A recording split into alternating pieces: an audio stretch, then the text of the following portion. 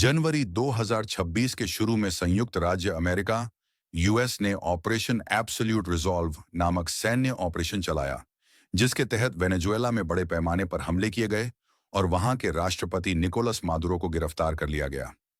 US ने दावा किया कि यह कार्रवाई नार्को टेररिज्म और चुनाव में धांधली के आरोपों के कारण की गई थी और यह लैटिन अमेरिका की सबसे सीधी सैन्य हस्तक्षेप वाली कार्रवाई है।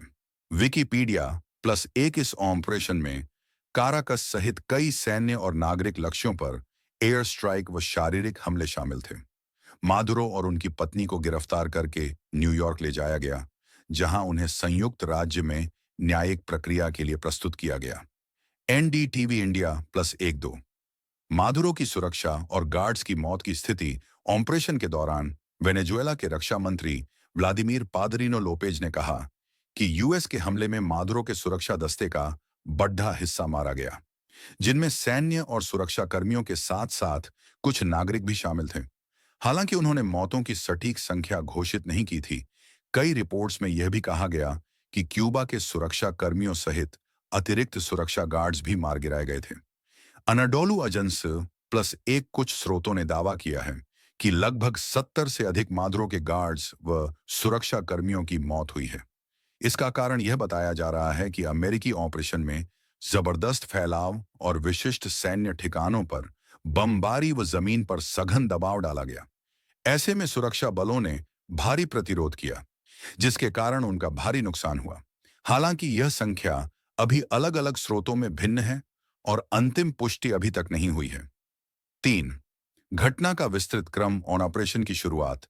3 जनवरी 2026 को अमेरिकी सेना ने रात के समय काराकस और आसपास के सैन्य बेसों पर अचानक हमला किया। कई सैन्य प्रतिष्ठानों को निशाना बनाया गया और विस्फोटों की आवाज शहर भर में सुनी गई। एनडीटीवी इंडिया परिस्थिति उग्र हुई उस दौरान मादुरो के सुरक्षा गार्डों व सैन्य अधिकारियों ने सक्रिय रूप से जवाब दिया। यूएस और वेनेजुएला के बीच गोलीबारी एयर स्ट्राइक मुकाबला हुआ, जिसमें सुरक्षा गार्ड्स की मौत हुई।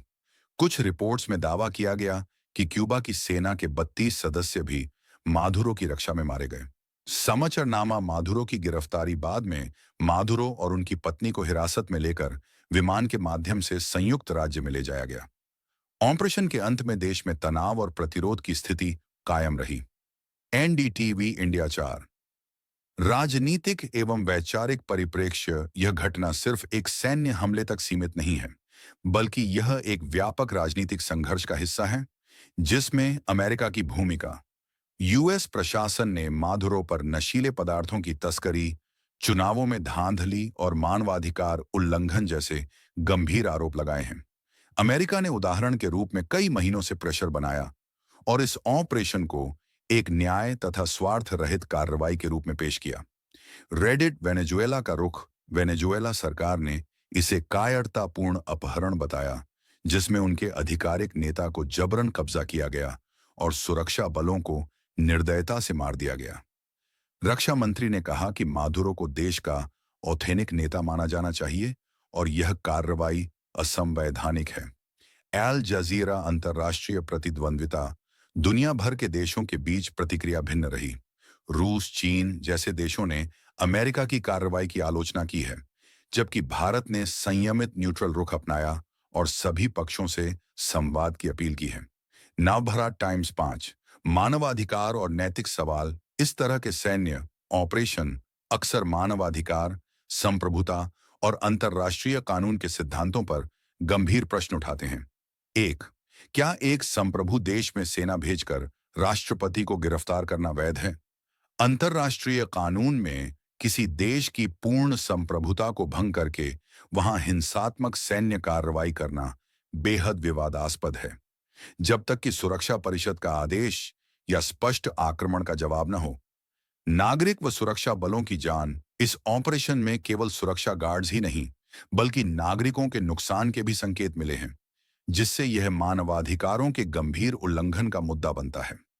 आज तक राजनीतिक अस्थिरता। ऐसे घटनाक्रम देश में दीर्घकालीन राजनीतिक अस्थिरता पैदा कर सकते हैं, जिससे विनाश, विस्थापन और सामाजिक विघटन जैसी स्थितियां उत्पन्न होती हैं। निष्कर्ष संक्षेप में, वेनेजुएला में 2026 के शुरुआती दिनों में अमेरिका ने बड़े सैन्य ऑपरेशन के तहत राष्ट्रपति मादुरो को पकड़ने का प्रयास किया। इस ऑपरेशन में उनके सुरक्षा गार्ड्स और अन्य सैनिकों की मौत हुई, जिससे खबरें आईं कि गार्ड्स की संख्या लगभग 70 के आसपास है।